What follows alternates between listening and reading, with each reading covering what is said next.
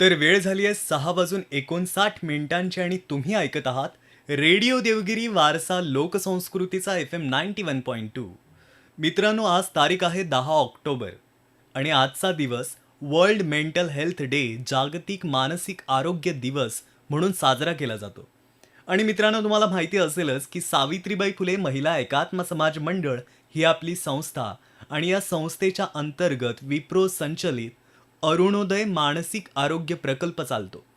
आणि या प्रकल्पाच्याच निमित्ताने आपल्या स्टुडिओला भेट दिली सायकॅट्रिस्ट धरव शाह यांनी. तर आजच्या दिवसाचं निमित्त साधून वर्ल्ड मेंटल हेल्थ डेच्या निमित्ताने ऐकूया धरव शाह यांची मुलाखत. त्यांनी आपल्यासोबत व्यसनाधीनता आणि मानसिक आरोग्य याविषयी गप्पा मारल्या. ऐकूया. श्रोते हो, नमस्कार. आज आपल्या स्टुडिओमध्ये आले आहेत डॉक्टर धरव शाह, जे सायकॅट्रिस्ट आहेत आणि जे आज आपल्यासोबत व्यसनाधीनता याबद्दल बोलणार आहेत. मित्रांनो, चांगल्या गोष्टीची सवय असणं याला छंद म्हणतात आणि वाईट गोष्टींची सवय असणं याला व्यसन म्हणतात. चांगल्या गोष्टीचं व्यसन लागणं यात काही गैर नाही आहे, पण वाईट गोष्टींचा छंद लागणं हे वाईट आहे. तर डॉक्टर, तुमचं आमच्या स्टुडिओमध्ये खूप खूप स्वागत. थँक्यू. मला सगळ्यात आधी तुम्हाला विचारायचं आहे की बऱ्याच लोकांना ना की आपल्याला एखाद्या गोष्टीचं व्यसन आहे हेच कळत नाही. राईट. म्हणजे त्यांना ही जाणीवच होत नाही की आपण एखाद्या गोष्टीचं ॲडिक्ट झालेलो आहोत. तर व्यसन कशाला म्हणायचं आणि केव्हा कळतं की यस, आपण ॲडिक्टेड आहोत एखाद्या गोष्टीविषयी? राईट. तर काही पदार्थांचं व्यसनाधीनता हा त्यांचा गुणधर्म आहे. ओके. म्हणजे जर आपण दारू काही वर्ष घेतलं तर त्याच्यानंतर दारू नाही भेटली तर हात थरथर करतात, झोप लागत नाही. तुम्हाला जर तंबाखूची सवय असेल तर सकाळी उठून तंबाखू भेटल्याशिवाय तुम्ही संडास करू शकत नाही.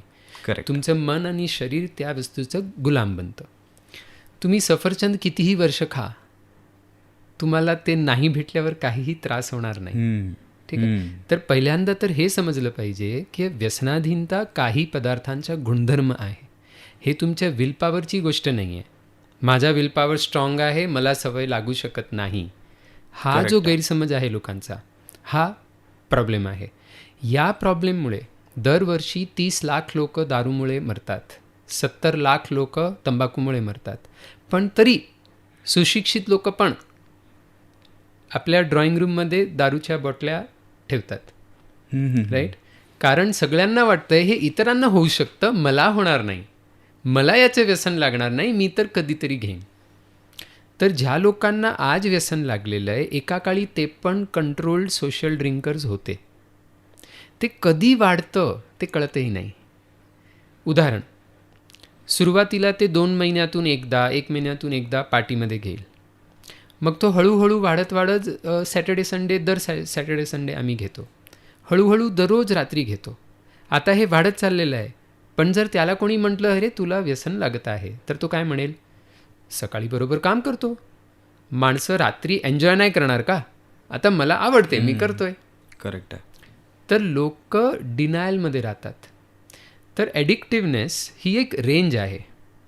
जेव्हा एखादा माणूस सुरू करतो की पार्टी आहे आणि दारू नाही, तर पार्टीमध्ये अर्थ काय? याचाच अर्थ त्याला व्यसन लागणं सुरू झालं आहे. राईट. कारण आता तुम्हाला दारू सोडून काय कोणत्या गोष्टीमध्ये तेवढा अर्थ वाटत नाही आहे. हळूहळू ही गोष्ट ॲक्च्युली वाढते आणि तुम्ही सकाळी उठल्याबरोबर तुम्हाला ती लागते. तर स्ट्रिक्ट डेफिनेशन बघायची जर आपण केलं तर असं होईल की एकदा माणसाला दारू काही सिम्पटम्स आहे. एक आहे की दारू नाही भेटल्यावर जर मला विथड्रॉल सिम्पटम्स आले तर. दुसरं, एक किक भेटायला जे आधी एक ड्रिंक लागायची त्याच्यासाठी नंतर 2, 3, 4 याला टॉलरन्स म्हणतो. तिसरं, क्रेविंग म्हणजे तल्लफ येणं आणि ते कंट्रोल करायला खूप डिफिकल्ट वाटणं. चौथा सिम्पटम आहे की आयुष्यातले इतर जे हॉबीज आहे, छंद आहे, ते सगळं कमी व्हायला लागणं आणि पूर्ण मोस्ट ऑफ युअर टाईम तुम्ही फक्त हे दारू कुठून सापडणार आणि मी ती कशी घेऊ. तर असे काही सिम्पटम्स आहे आणि त्यातले 2-3 सिम्पटम्स आले की त्याला आपण व्यसन म्हणतो. पण माझा अर्थ सांगायचं तात्पर्य हे की जो माणूस म्हणतो की दारू नाही तर पार्टी काय आहे, तिथून व्यसनाची सुरुवात झालेली आहे आणि ती फक्त सिव्हिरिटी वाढत जाते आणि तो कबूलच करत नाही शेवटपर्यंत, आणि तोपर्यंत खूप नुकसान झालेला असतो.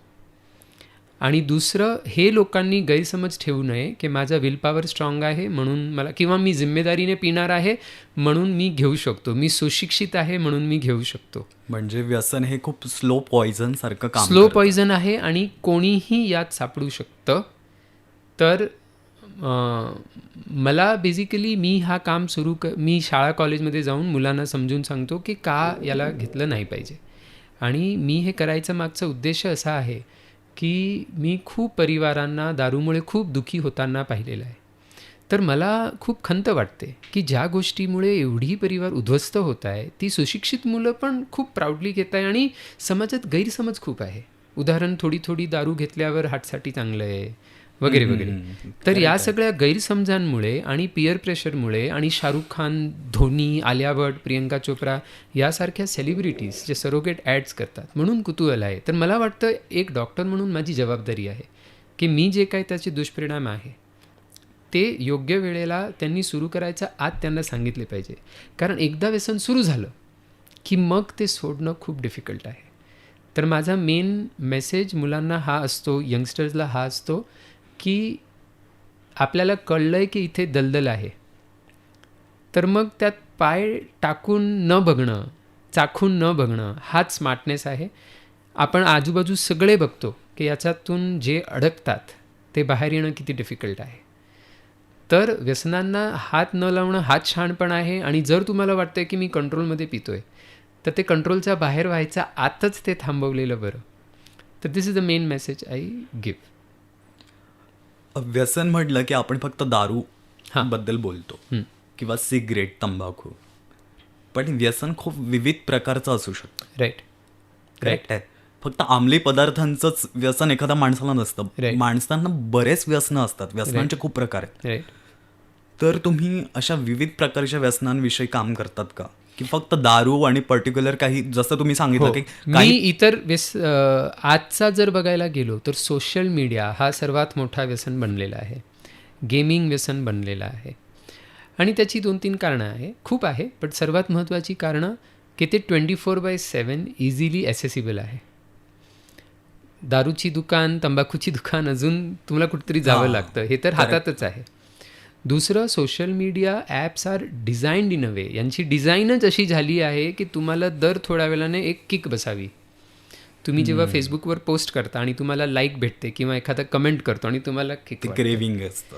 तुम्ही व्हॉट्सॲप खोलता आणि एखाद्या मित्राने काहीतरी लिहिलं असेल बरं वाटतं, आणि म्हणून आपण सकाळी उठल्यापासून पहिली गोष्ट करतो व्हॉट्सॲप चेक करतो आणि झोपायच्या आधी आपण व्हॉट्सॲप चेक करून झोपतो. करेक्ट. तर हे आपल्या सगळ्यांना आवडतं आहे खूप. परसे याच्यामुळे मेडिकल इलनेसेस काय होत नाही, आजार होत नाही, पण माणसाचा जो सर्वात इम्पॉर्टंट रिसोर्स आहे आपला वेळ, तो वाया जातो आहे. तर जर तुमचा 1 किंवा 2 तास रोज सोशल मीडियावर जातो आहे तर तुमचा दिवस आता 24 तासाचा नाही राहिला, तो 22 किंवा 23 तासाचा दिवस झाला आहे. तर आपल्या स्वप्नांवर काम करण्यासाठी, आपली ध्येयपूर्ती करण्यासाठी आपल्याला वेळ शिल्लक राहत नाही. मुलं होमवर्क संपवू शकत नाही, लोक आपलं जॉबवरचं काम वेळेवर संपवू शकत नाही, आणि ते बघत राहिल्यामुळे झोप वेळेवर होत नाही, लोकांचे स्लीप स्ट्रक्चर्स बिघडत आहे. USA स्टडीजमध्ये आढळलं आहे की याच्यामुळे अँझायटी आणि डिप्रेशन वाढतं आहे, स्युसाईड रेट्स वाढत आहे. कारण ते सोशल मीडियावर पोस्ट करून करून, इतरांची पोस्ट बघून बघून लोक स्वतःच्या ॲपिरियन्सवर गरजेपेक्षा जास्त महत्त्व द्यायला लागले आहे. आणि इतर खूप काय कारणं आहे. तर सोशल मीडिया हा आजचा मोठा ॲडिक्शन आहे. पण तरी मी माझं मुख्य काम दारूवर फोकस करण्याचं कारण असं आहे की इतर सगळ्या गोष्टी आपण मान्य करतो वाईट आहे. तंबाखू पण आजचा एज्युकेटेड क्लास मान्य करतो, cigarette smoking is bad. Social media पण हो नुकसान होतं आहे, सगळ्यांना पटतं आहे, मान्य आहे. दारू हे लोक मान्यच नाही करत की यात काही चूक आहे. ओके. तर मला असं वाटतं की 1-2 युवकांनी दारू घ्यायला सुरू केली तर आपण त्यांची चूक म्हणू शकतो. बरं, जर सगळ्यांनी सुरू केली किंवा खूप मोठ्या वर्गाने सुरू केली तर ते समाजाची चूक आहे. हे योग्य वेळेत त्यांना सांगितलेलंच नाही. आणि जोपर्यंत अशा खूप महिला आजकाल येतात, कारण आज महिलांनी पण दारू घेणं सुरू केलं आहे, त्यांना पण सवय लागते. आणि आजच्या काळात अशा खूप महिला आहेत ज्यांना दारूचं ॲडिक्शन झालेलं आहे आणि मग त्यांना लोकांसमोर हे सांगायला पण डिफिकल्ट वाटतं. मग ते ट्रीटमेंट पण घेत नाही कारण लोकांना कळेल. तर ही जी सगळी युवक मंडळी आहे जे सिगरेट घेतात, दारू घेतात आणि असं विचार करतात की आम्ही तर कंट्रोलमध्ये कधीतरी घेऊ, मला त्यांना चेतावणी द्यावीशी वाटते की कोणीही असं प्लॅन करत नाही मी गैरजिम्मेदारीपणाने पिणार आणि ॲक्सिडेंट करून कोणाला मारून टाकणार किंवा मी इररिस्पॉन्सिबली पिऊन माझ्या परिवाराचं वाटोळं करणार, आर्थिक नुकसान करणार. प्रत्येकाला जिम्मेदारीने प्यायचीच इच्छा असते, पण हा दारूचा गुणधर्म आहे की तुम्ही फसता आणि म्हणून सुरू करू नका.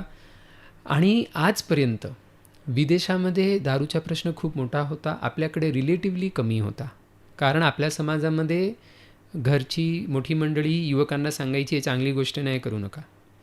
पण आता ते जात असल्यामुळे आता सुशिक्षित लोकांना पण ते घेण्यामध्ये काही चूक वाटत नाही, महिलांना पण घेण्यामध्ये काही चूक वाटत नाही. आणि एकदा आपला हा कल्चर बदलला की मग फ्रान्स आणि स्कॉटलंडमध्ये आज तिकडची सरकार दारूचा प्रॉब्लेम कमी करण्यासाठी खूप प्रयत्न करत आहे, पण ते होत नाही आहे कारण तो कल्चरचाच भाग बनला आहे. तसंच आपल्याकडे एकदा कल्चरचा भाग बनला मग त्याला काढणं हे खूप डिफिकल्ट जाणार आहे.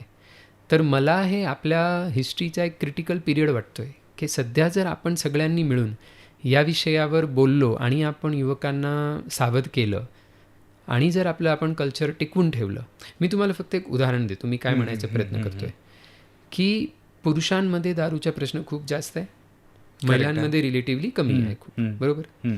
अर्थातच एकही पैसा न खर्चता दारूचा प्रॉब्लेम महिलांमध्ये खूप कमी आहे आणि याचं कारण आहे की महिलांमध्ये दारू प्यायला सामाजिक मान्यता नाही आहे, बरोबर. मुलींना सांगितलं जातं हे चांगली गोष्ट नाही आहे. त्याच प्रकारे जर आपण मुलांना पण सांगायला सुरू केलं आणि ऑफकोर्स त्याच्यासाठी मोठ्या लोकांनी स्वतःपासून सुरुवात करावी लागेल. पण बेसिकली कल्चरल ॲक्सेप्टन्स, जेव्हा आपण मोठ्या मोठ्या सेलिब्रिटीजना दारू पिताना बघतो, जेव्हा प्रत्येक फिल्ममध्ये ॲक्टर आणि ॲक्ट्रेसेसला दारू पिताना दाखवतात, करेक्ट, तेव्हा युवकांना वाटायला लागतं यात काही चूक नाहीच आहे, हे नॉर्मल आहे. आणि असं वाटल्यामुळे आपल्याकडे सध्या तुम्ही जो दारूचा प्रश्न बघताय, जेवढी घरं दारूमुळे उद्ध्वस्त होताना पाहताय, पुढच्या 10-15 वर्षामध्ये ते ऑलमोस्ट दुप्पट होऊ शकतं. ठीक आहे. तर तसं होऊ नये याच्यासाठी मला असं वाटतं की आपण सगळ्यांनी मिळून बोलायची गरज आहे. एक उदाहरण देतो. मी एका युवक कॉलेजमधला दारू पिल्यामुळे आणि गांजा घेतल्यामुळे त्याच्या शिक्षणामध्ये खूप मोठा परिणाम झाला आणि त्याला ऑलमोस्ट कॉलेज ड्रॉपआउट करावं लागलं वगैरे वगैरे. तर मी त्याला विचारलं तू का सुरू केलं, तर म्हटलं सिनियर्स म्हणाले मजा येते, मी केलं. मग म्हटलं की जसं तुझ्या अभ्यासामध्ये परिणाम पडला, मग तुझ्या सिनियर्सच्या बॅचमध्ये गांजा घेतल्यामुळे कोणाला अभ्यासामध्ये परिणाम नाही पडला का. मग ते पडला. मग म्हणतात त्यांनी एखाद्या सिनियरनी असं नाही म्हटलं का आमच्या बॅचमध्ये गांजा घेतला तू नको घेऊस. म्हणजे असं कोण म्हणतं, फक्त घ्यायलाच लोक म्हणतात. तर प्रॉब्लेम हा आहे की जी लोक सिगरेट दारू गांजा घेत आहेत ते फार प्राऊडली इतरांना सांगताय घ्या घ्या मजा येणार हे करा. पण जे घेत नाही ते लोक या विषयावर बोलत नाही की आम्ही का नाही घेत किंवा किती किती लोकांना नुकसान झालं आहे आम्ही बघितलंय, तुम्ही नका करू. तर मला असं वाटतं की हे सगळ्यांचीच जबाबदारी आहे. काही लोकांना वाटतं की आम्ही इतरांना फोर्स का करायचा. फोर्स करायची गरज नाही आहे किंवा ते बरोबर नाही आहे, पण रेकमेंड करणं, आम्ही काय बघितलं आहे, आमचं काय मत आहे हे मार्गदर्शन करणं, हे आपला फक्त राईट नाही आहे, आपली जबाबदारी पण आहे. एका बाजूला Shahrukh Khan, Dhoni, actors actresses, cricketers सगळे म्हणत आहे प्या, आणि का नको प्यायला पाहिजे हे कोणीच त्यांना समजून पटवून सांगितलं नाही, तर ते का नाही पिणार. तर हे आपल्या समाजाची जबाबदारी आहे. आणि जर आत्ता आपण ती पार नाही पाडली, आपण आपलं कल्चर बिघडू दिलं, तर मग परत सावरायला खूप जास्त मेहनत करावी लागेल. म्हणून मी या विषयावर सध्या फोकस करतोय. अगदी बरोबर. सर, मी थिएटर ग्रॅज्युएट आहे, मी एक आर्टिस्ट आहे. माझा एक किस्सा सांगतो की मी ॲक्टर असल्यामुळे माझ्या मित्रांनी मला सांगितलं की अरे तुला स्टेजवर सिगरेट प्यायची ॲक्टिंग करायची आहे, मग तू प्यायलीच पाहिजे, न पिता कसं तुला कळेल. तू ॲक्टर, तू सगळं एक्सपिरियन्स केला पाहिजे, तू गांजा पी, तू दारू पी, तुला एक्सपिरियन्स तर असलाच पाहिजे, त्याच्याशिवाय तू ते एक्सप्रेस कसं करू शकशील ना Right. थिएटरवरती. राईट. सो त्यामुळे मी सुरू केलं. मी पहिल्यांदा ते केलं आणि फक्त एक एक्सपिरियन्स घेण्यासाठी ते सुरू होतं.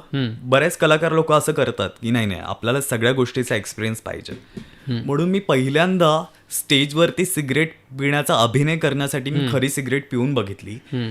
पण जसं तुम्ही म्हणालात की काही पदार्थांचा तो गुणधर्म असतो की ते आपल्याला सवय लावतं, तर तशीच ती सवय लागते आणि जे आपल्याला कळतच नाही. तर तुम्ही बोलता ते अगदी बरोबर आहे की सुरू करण्याच्या आधीच कोणीतरी आपल्याला सांगायला हवं की याची गरजच नाहीये. अगदी. आणि दारू पिणं, व्यसन करणं हे आज स्टेटस झालंय. म्हणजे आज आम्ही मित्र सगळे भेटल्यानंतर बोलतो, तू दारू नाही पिता है, तू तो नल्ला है फिर, राईट. तू ये नहीं करता, सिगरेट नहीं पिता है, अरे क्या जिंदगी जिया तूने, राईट. असं आपण खूप सहज बोलतो. Right. कारण ते एक स्टेटस झालंय. आणि इफ आय मे से की ही लोक असं का करतात, तर मला सांगावंसं वाटतं की हे तुझ्या जशा फ्रेंड्सने तुला फोर्स केलं, तर ते काही तुला चांगल्या गोष्टीसाठी फोर्स नव्हते करत. बरोबर आहे. त्यांना पण कुठं ना कुठं माहीत आहे की सिगरेट पिण्यामध्ये काही फारसं काही पराक्रम नाही आहे, दारू घेण्यामध्ये पराक्रम नाही, तरी ते असं फोर्स का करतात? कारण तू जेव्हा सिगरेट घेत नाही आणि ते सिगरेट पितात तेव्हा त्यांना एक अपराधी भाव वाटतो की हा चांगला राहतोय आणि आपण काहीतरी चूक करतोय. मग त्यांना आनंदाने सिगरेट ओढायला जमत नाही, म्हणून ते तुला पण करायला लावतात, जेणेकरून मग त्यांचं कॉन्शियस त्यांना बाईट नाही करत. मग वाटतं आपण सगळे कूल आणि स्मार्ट. तर हे आपण लक्षात घेतलं पाहिजे की जस्ट बिकॉज काही 4-5 लोक मिळून आपल्याला म्हणणार की अरे नल्ला आहे, मर्द नाही का, हे नाही का, ते नाही का, याचा अर्थ आपण कमी पडतोय आणि ते स्मार्ट आहे असं होत नाही. ओके.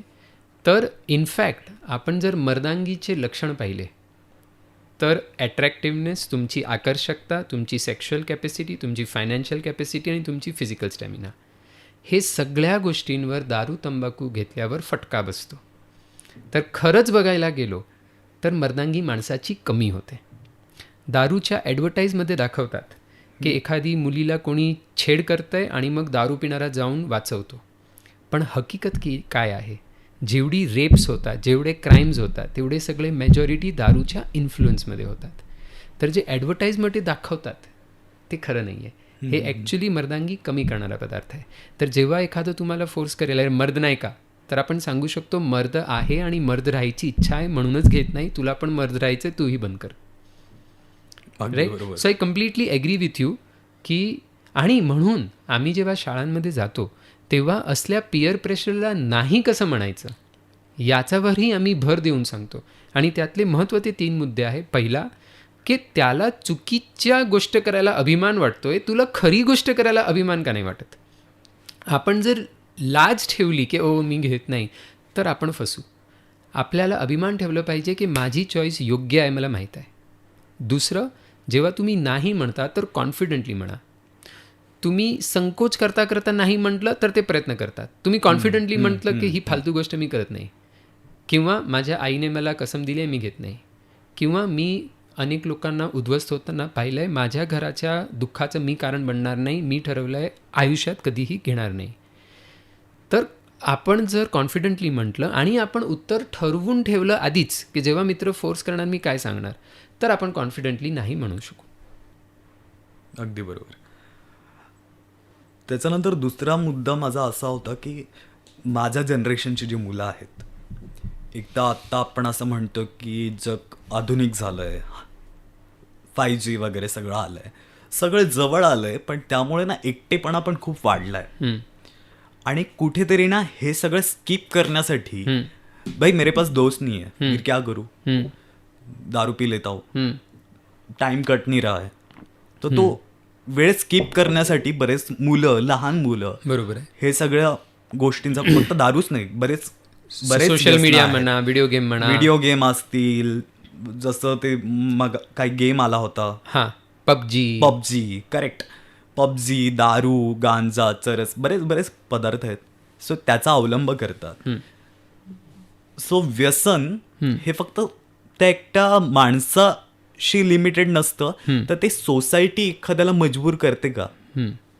मी असं नाही म्हणणार सोसायटी मजबूर करते. मी असं अवश्य म्हणेल की जेव्हा आयुष्यात एक डिफिकल्ट फेज चालू असतो, काही गोष्टींमुळे मला ताण आलेला असतो किंवा मला लोनलीनेस वाटते जसं तुम्ही म्हणता, आता त्याच्यासाठी समाजाने फारसं काही केलेलं नाही आहे. समाजाने असं नाही म्हटलं की आम्ही याच्याशी बोलणार नाही. ओके. पण दोन गोष्टी. एक, कधी फ्रेंड्स बनवणं हे कधी कधी सुरुवातीला अवघड जाऊ शकतं काही मुलांना, बरोबर आहे. त्याचप्रकारे आयुष्यात एखादं ताण आल्यावर खूप उदास वाटू शकतं.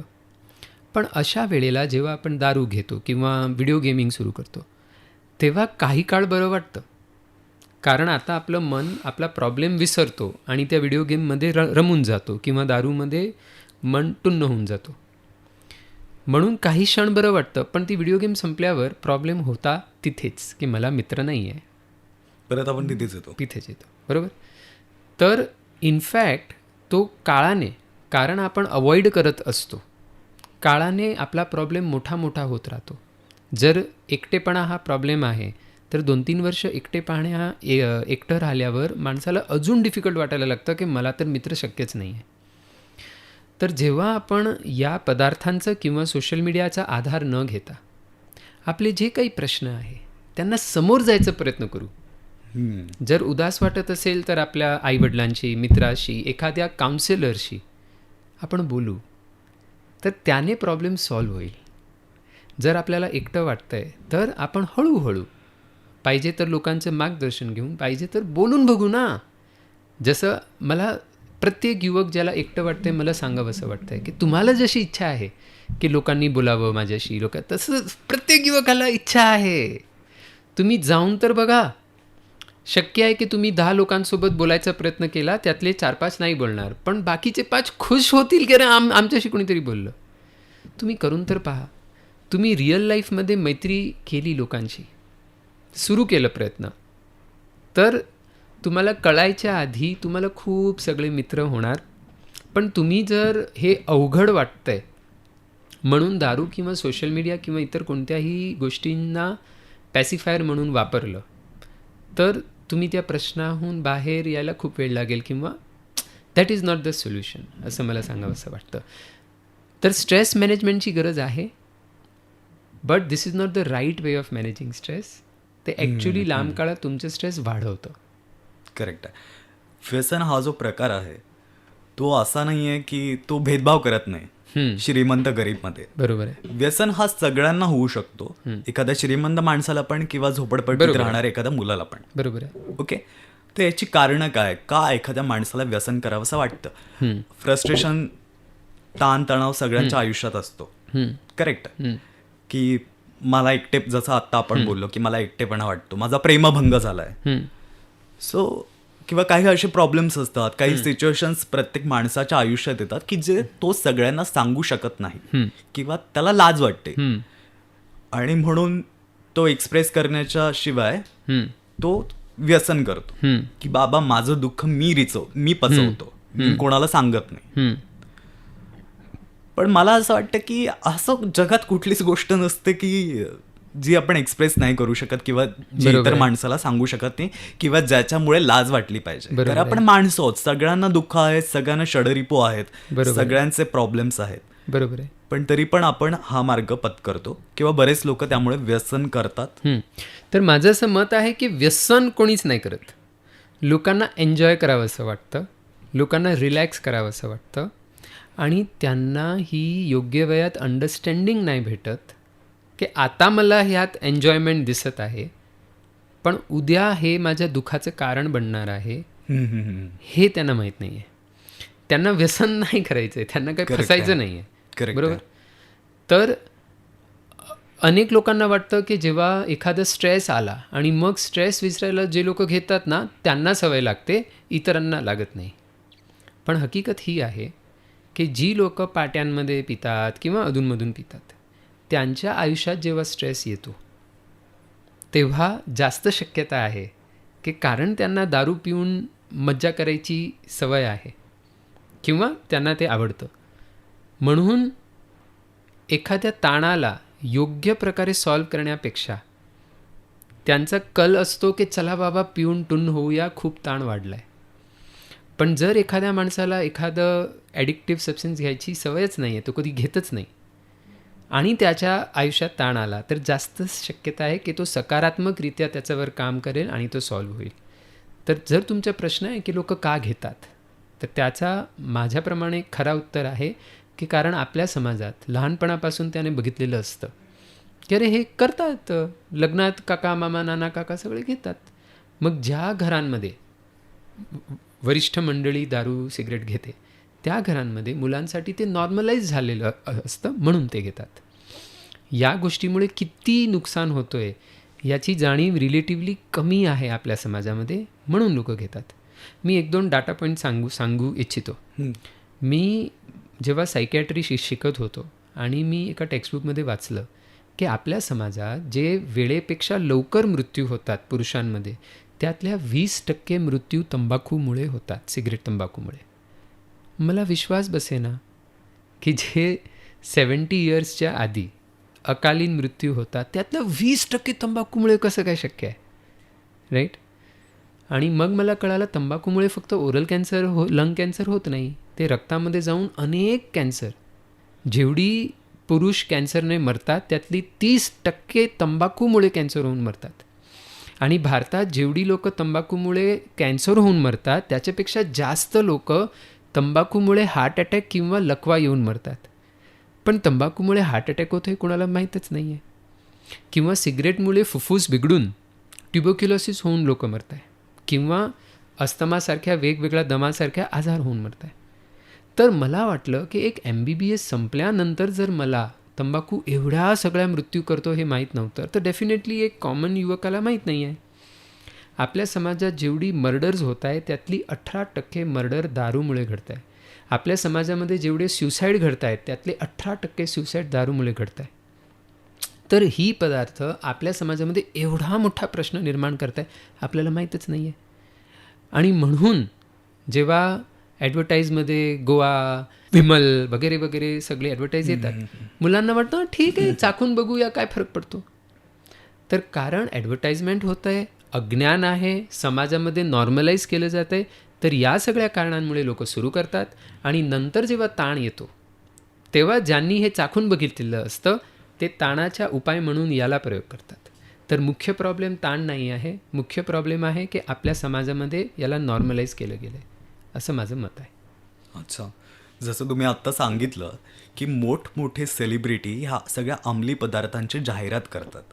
ओके, म्हणजे सिनेमामध्ये सिगरेट पिणारं एखादं दृश्य असेल किंवा दारू पिणारं दृश्य असेल, खाली लिहून येतं हे पदार्थ आरोग्यास हानिकारक आहे, किंवा सिगरेटच्या पॅकेटवरती असं असा जबडा फाटलेला असा फोटो असतो माणसाचा.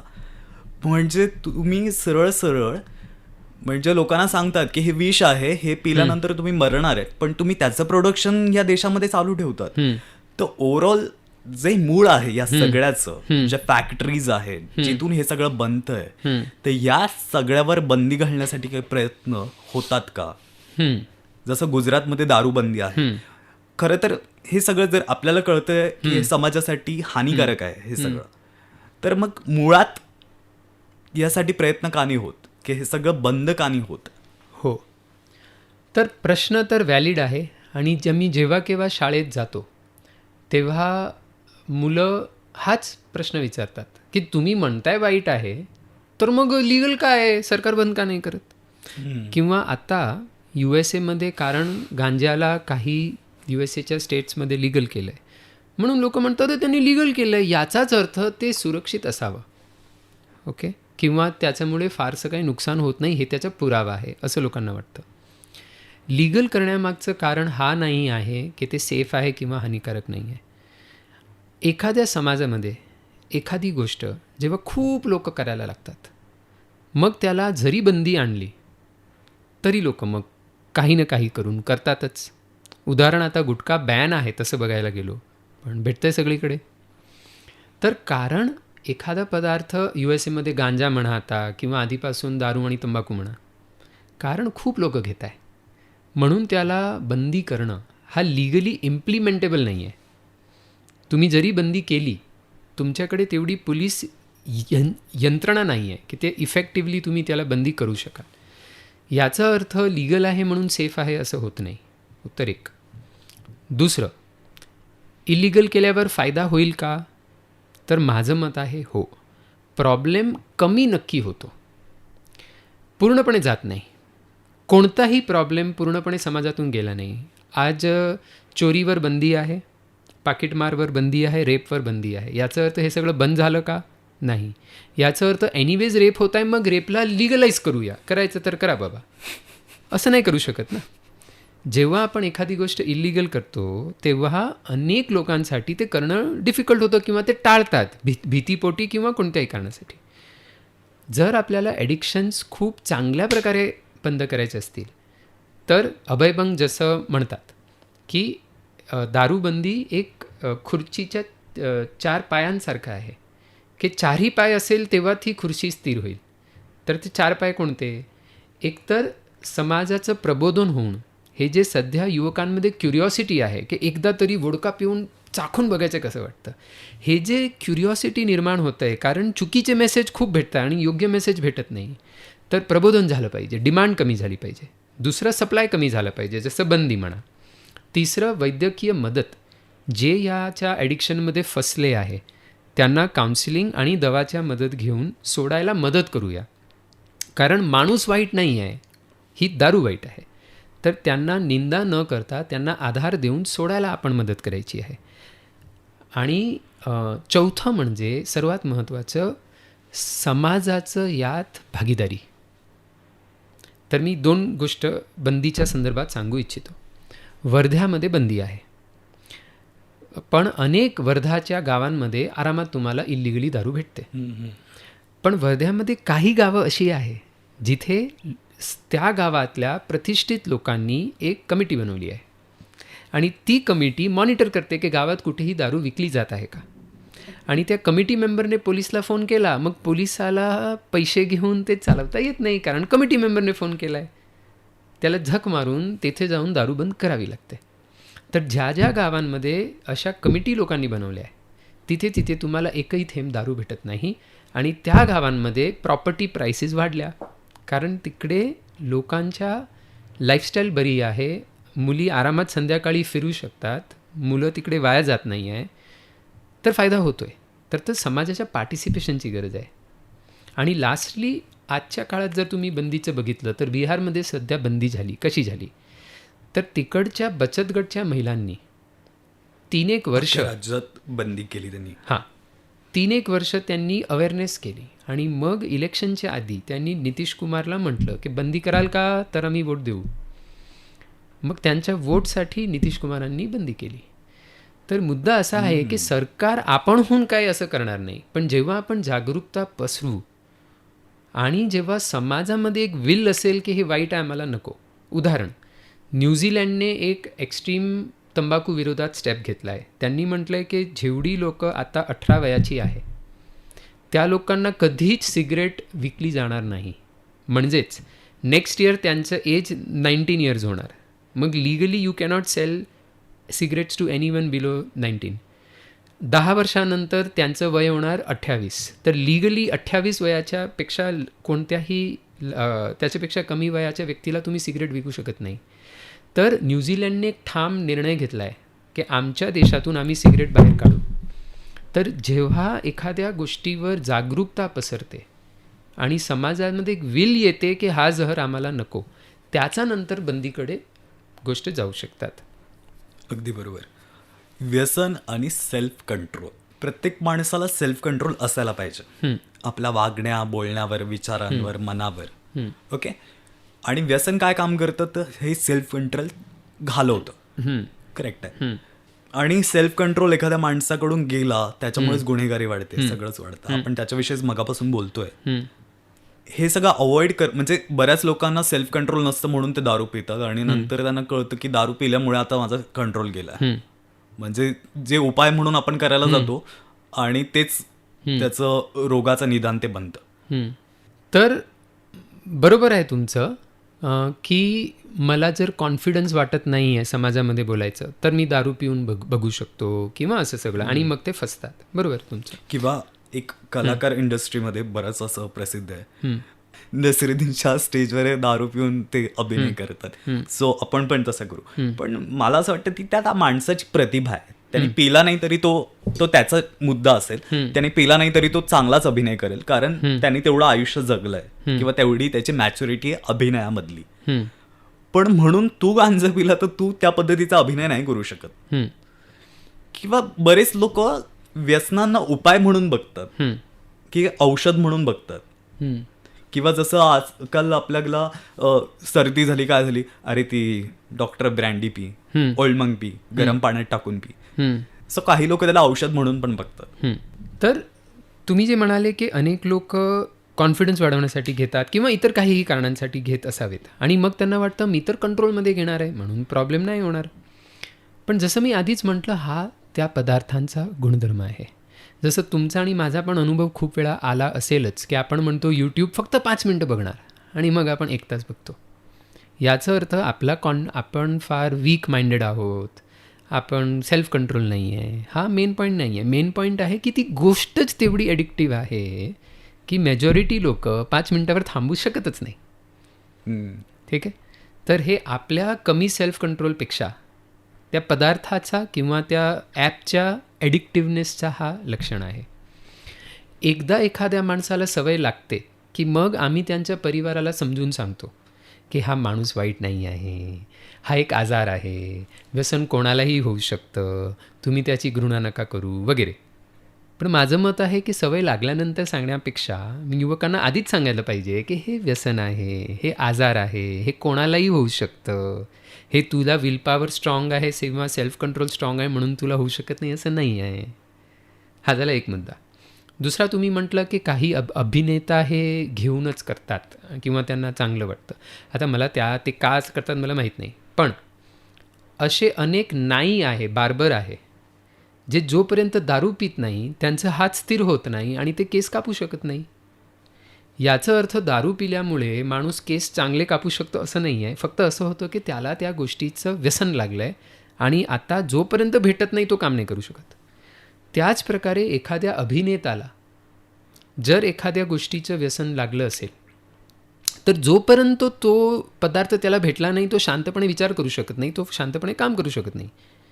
याचा अर्थ ते पदार्थ घेतल्यावर चांगली ॲक्टिंग करतो असं नाही आहे, ते त्याला घ्यावं लागतं आहे.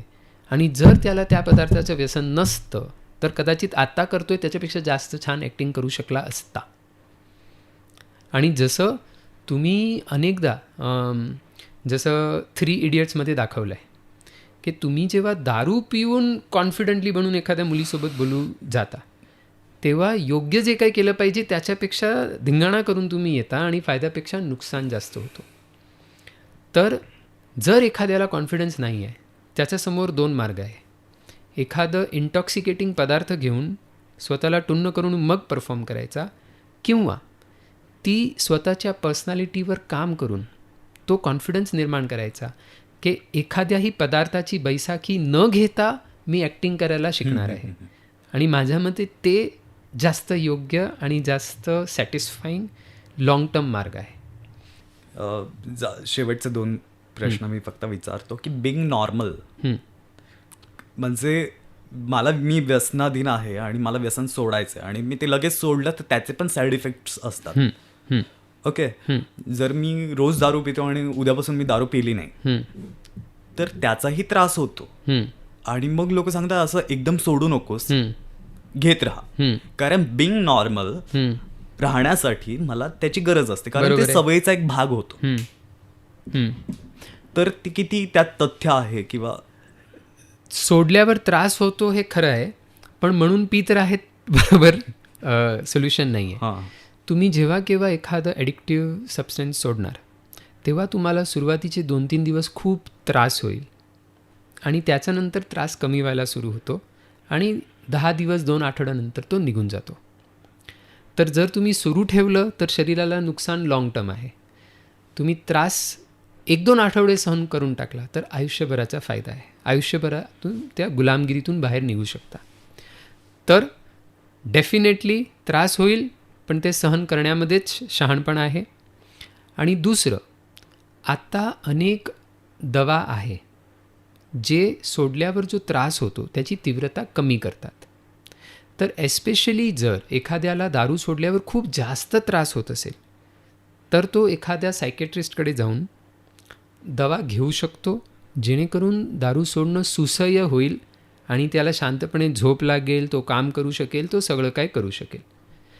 तर सोडल्यावर त्रास होतो म्हणून सुरू ठेवा हे अजिबात योग्य नाही, कारण त्याने सुरू ठेवली तर जे शरीराला नुकसान होणार आहे, त्याने कावीळ होईल, मग रक्ताची उलटी होईल वगैरे वगैरे वगैरे, ते पण आहे ना. म्हणून सोडलं. आणि तुम्ही अनेक जेव्हा लोकांना विचाराल की तुम्ही याच्या आधी जेव्हा थांबवली होती किती दिवस त्रास झाला, ते समोरून म्हणतील 7-8 दिवसानंतर काय नाही झालं. तर मग तेवढे दिवस सहन करून टाकायचं. आणि जास्त त्रास होत असेल तर दवा उपलब्ध आहे. डॉक्टर, आपल्या समाजामध्ये असे काही घटक आहेत किंवा असे काही भाग आहेत, समजा गरीब वस्ती आहे, स्लम एरिया आहे, आणि तिथली जी मुलं असतात त्या मुलांमध्ये आपल्याला व्यसनांचं प्रमाण जास्त दिसतं किंवा गुन्हेगारीचं प्रमाण जास्त दिसतं. त्याला कारण मला असं वाटतं की त्या लोकांना 2 वेळच्या रोजीरोटीचाच प्रश्न खूप मोठा असतो, त्यांना तेवढंच पडलेलं असतं. आणि आपल्याकडे जी कुटुंब व्यवस्था असते, म्हणजे मला माझ्या वडिलांचा धाक आहे, मला माझ्या आईचा धाक आहे, ते मला रागवतात, काही गोष्टींविषयी प्रश्न विचारतात, किंवा कुठलाही डिसिजन घेण्याच्या आधी मला त्यांची परवानगी घ्यायला लागते. सो ही जी कुटुंब व्यवस्था आहे, ही जी सिस्टीम आहे, तीच त्या स्लम एरियातल्या मुलांच्या फॅमिलीमध्ये विस्कळीत असते, त्यांची फॅमिलीच विस्कळीत असते. म्हणून ते अशा मार्गाला लागतात आणि त्यावर त्यांना प्रश्न विचारणारं किंवा रागवणारं कोणीच नसतं. त्यामुळे ते जे करत असतात त्यात त्यांना काही चुकीचं वाटत नाही.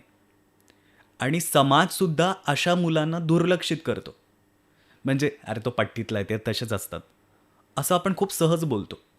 तर त्यांचा कोणी वाली नाही आहे का, किंवा याला सोसायटी जबाबदार नाही आहे का त्या मुलांच्या या अवस्थेला? मी एका लो सोशिओइकॉनॉमिक स्टाटाच्या मुलांसाठी एक NGO काम करते, तिकडे गेलो होतो. तर तिकडे मुलांसाठी मी या विषयावर सत्र घेतलं. तर त्याच्यानंतर एक मुलगा येऊन बोलत होता, त्याचे प्रॉब्लेम्स काय आहे, कसे आहे. आणि मग त्याच्याशी बोलताना मला कळालं की एवढी सगळी प्रॉब्लेम्स या मुलांना आहे, त्यांना किती ताण आहे आणि त्या प्रॉब्लेम्सना सोडवण्यासाठी त्यांना काहीच मदत उपलब्ध नाही आहे. जसं तुम्ही म्हणाले, मार्गदर्शन त्यांना फार कमी आहे. तर अशा मुलांना धोका जास्त आहे का की ते व्यसनांमध्ये सापडतील? हो, कारण त्यांच्यावर हे सेलिब्रिटीजचा इन्फ्लुअन्स पण त्यांच्या डोक्यावर जास्त आहे, ताण पण जास्त आहे, आणि खरी माहिती समजून कोणी सांगत नाही आहे. तर हो, कारण आपलं समाज त्यांना तेवढी चांगली केअर, नर्चरिंग देत नाही, म्हणून हो, त्यांच्यामध्ये व्यसनांचं प्रमाण नक्की जास्त आहे. आणि त्यांनी आपल्या आईवडिलांना पण व्यसन करताना बघितलं आहे आणि त्यांना बेटर कोपिंग स्किल्स माहीत नाही आहे लाईफमध्ये. तर हो, त्यांचं रिस्क तर जास्त आहे. पण जशी इतर मुलं, त्यांना जेव्हा योग्य मार्गदर्शन भेटल्यावर ती योग्य मार्गावर चालतात, तसंच गरीब मुलांना पण जर समाजाने प्रायोरिटी करून त्यांच्याशी संवाद साधला. आणि मी एक उदाहरण देतो. माझा एक मित्र बार्बर शॉपला गेला होता आणि तिकडे 2 मुलं तंबाखू खात होती.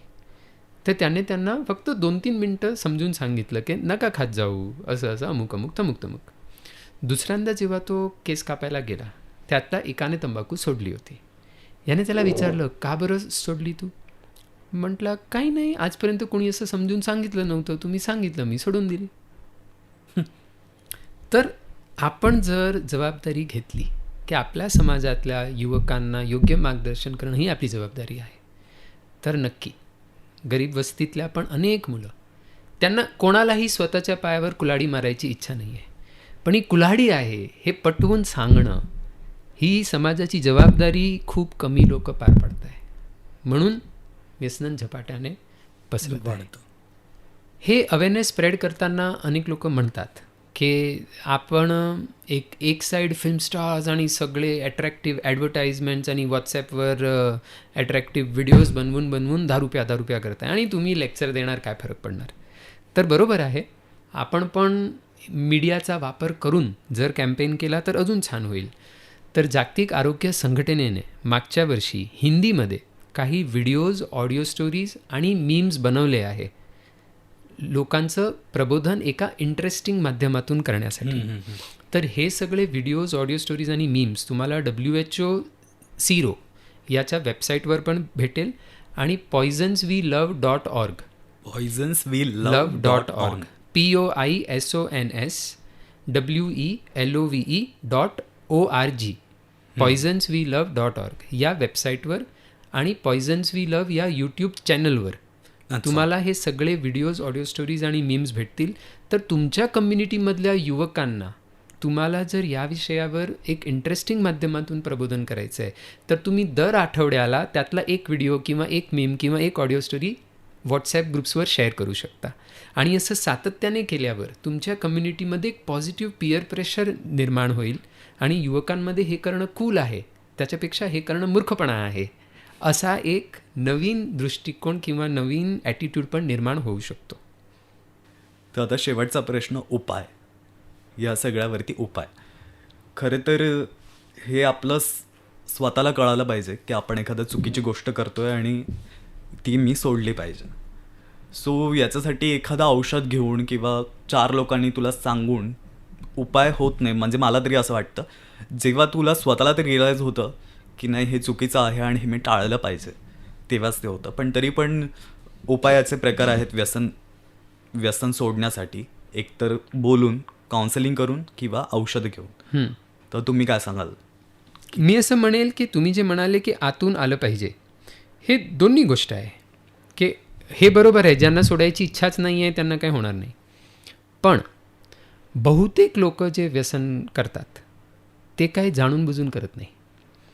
उदाहरण, तुम्ही प्रेमाने एखाद्याशी बोलून बघा की काका तंबाखूने तर कॅन्सर होतो ना, का घेता?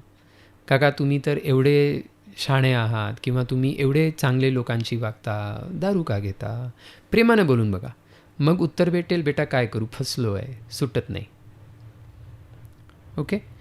तर ही लोक मूर्ख आहे किंवा यांना स्वतःची आणि परिवाराची काळजी नाही असं नाही आहे. जी लोक रात्री बायकोला मारतात ते सकाळी उठून सॉरी पण म्हणतात जेव्हा नशा उतरतो तेव्हा. ओके. तर त्यांना कळत असतं वाईट आहे पण बाहेर येणं जमत नाही. ठीक आहे. तर हे पण आपण लक्षात घेऊया. तर सोल्युशन काय आहे? एक, वैद्यकीय मदत उपलब्ध आहे ज्याच्यामुळे सोडणं सुसह्य होतं. तुम्ही कोणत्याही मेडिकल कॉलेजच्या सायकॅट्री डिपार्टमेंटला जाऊ शकता किंवा आजूबाजूच्या कोणत्याही सायकॅट्रिस्ट किंवा इतर डॉक्टर जो सोडायला मदत करतो तिकडे जाऊ शकता. दुसरं, जे काउन्सिलर्स आहे ते क्रेविंग मॅनेजमेंट आणि मोटिवेशनल इंटरव्ह्यूइंग अशा काही काउन्सिलिंग टेक्निक्स आहे ज्याने तुमचं सोडण्याची इच्छा जास्त तीव्र करायला मदत करतात किंवा सोडल्यावर जी तल्लफ येते ती कशी हाताळायची ते शिकवतात. तिसरं, जे व्यसनमुक्ती केंद्र आहे, जर तुम्हाला डॉक्टरशी बोलून काउन्सिलिंग घेऊन सुटत नाही आहे तर तुम्ही व्यसनमुक्ती केंद्रामध्ये जाऊ शकता. त्या केंद्रामध्ये इतर लोक पण येतात जे सोडायला प्रयत्न करत आहेत, तर त्यांची संगत भेटते आणि त्या केंद्रामध्ये दारू, संबा, सिगरेट भेटत नाही. तर जसं एक वातावरण जिथे सगळेच घेतात तिकडे सोडणं डिफिकल्ट आहे, तसंच एक वातावरण जिकडे भेटतच नाही आणि सगळेच सोडायचा प्रयत्न करत आहेत तिकडे सोडणं सोपं आहे. तर जो सुरुवातीचा 1 महिना आहे जेव्हा सोडणं फार डिफिकल्ट आहे तेव्हा तुम्ही एका व्यसनमुक्ती केंद्रात गेले तर ते सोडणं सोपं जातं. तसंच एक संस्था आहे जी लोकांना फ्रीमध्ये दारू सोडायला मदत करते. त्याचं नाव आहे अल्कोहोलिक एनॉनिमस.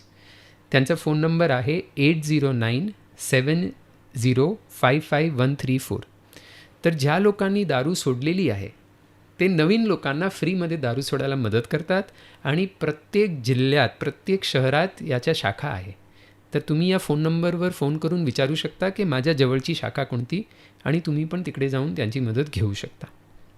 आणि त्या संस्थेमध्ये फक्त दारू पिणारे आणि त्यांच्या घरातली लोकच जाऊ शकतात. म्हणून माझ्या दारूविषयी लोकांना कळेल ही भीती ठेवायची गरज नाही, तुम्ही मुक्त होऊन तिकडे जाऊ शकता. तर अशा वेगवेगळ्या प्रकारची मदत उपलब्ध आहे ज्यांना सोडायची आहे. तर मदत तर उपलब्ध आहे पण तरी अवघड आहे. आणि म्हणून जेव्हा एखादं परिवार एखाद्या पेशंटला घेऊन आमच्याकडे येतं की डॉक्टर सगळं करून पाहिलं सुटत नाही, काहीतरी मदत करा ना, मी त्यांना म्हणतो की करू मदत, बघू काय होऊ शकतं. पण त्याच्यापेक्षाही जास्त महत्त्वाचं आहे की तुमच्या घरात जे इतर युवा मंडळी आहेत त्यांना सांगा की हा पण तुमच्यासारखाच शहाणाच होता पण आज फसलाय आणि आता बाहेर निघणं किती डिफिकल्ट होतं तुम्ही पाहताय. तर तुम्ही सुरू करू नका किंवा आताच थांबा फसायच्या आधी. हे मी जास्त महत्त्वाचं सोल्युशन मानतो, की जर आपल्याला समाजात खूप मोठ्या प्रमाणात हा प्रश्न सॉल्व्ह करायचा असेल तर नवीन पिढीला म्हणणं की तुम्ही अडकू नका यात, आणि म्हणून लोकांना सोडायला मदत करण्यापेक्षा जास्त वेळ मी का सुरू करू नये त्याच्यावर देतो. अगदी बरोबर. जसं गांधीजींनी सांगितलं होतं की गावांकडे चला, कारण मुळांचा विकास झाला तर देशाचा विकास होईल. तसंच मला असं वाटतं की येणाऱ्या पिढीला जर आपण आधीच अवेअर केलं की हे सगळं प्लेजरची माध्यमं नाही आहेत, ही व्यसनं आहेत, आधीच सावध व्हा, तर आपल्या Absolutely. सगळ्या सोसायटीसाठी ते चांगलं राहील. डॉक्टर, खूप खूप धन्यवाद, तुम्ही आमच्या स्टुडिओमध्ये आलात, आमच्याशी गप्पा मारल्यात. मला खरं तर आणखी बरेच प्रश्न तुम्हाला विचारायचे आहेत, पण पुन्हा time. कधी भेटूया. मला पण खूप मजा वाटली इथे येऊन